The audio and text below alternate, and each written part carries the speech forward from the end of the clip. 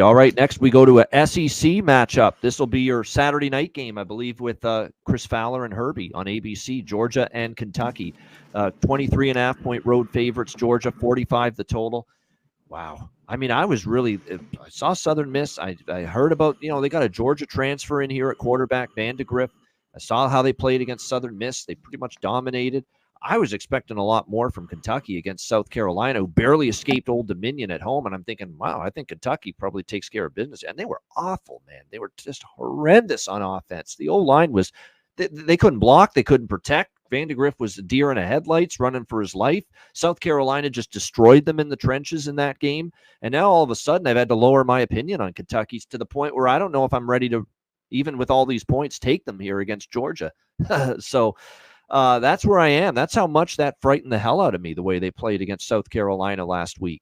I know it's a lot of points. Maybe this is the game. You can't be pissing away games, though, if you're Kentucky. You got to show up in a conference game like that against South Carolina. And they were just dominated, manhandled that offensive line. Good luck against Georgia now, which just, by the way, shut down Clemson 34-3. 82-6 in the first two games combined for Georgia against Clemson and Tennessee Tech.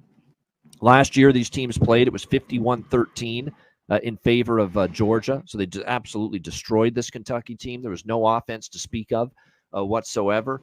Yeah. I'm not trusting Kentucky here. I don't think I'm laying it with Georgia either, but I would definitely not be ready to run to trust the Kentucky Wildcats, and especially that offensive line after just getting hammered that unit last week by South Carolina repeatedly. C-Mac, what do you think?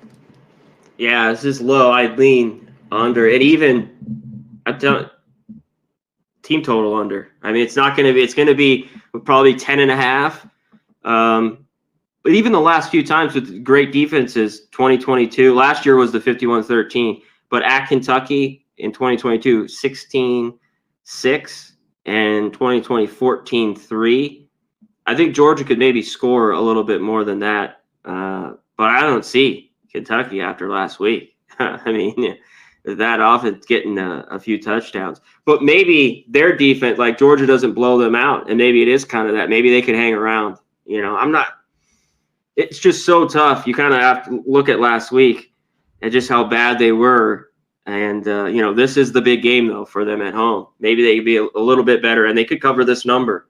It's not easy to say that after watching that, but and watching Georgia. Even their defense, that was not, early it was good, but then they started to come unglued, and they started to let South Carolina move the football against them. And, that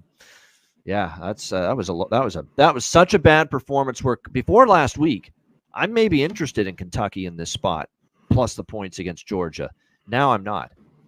So that's how bad that was. Whew, that was bad for Kentucky last week, especially on offense against South Kakalaki. All right.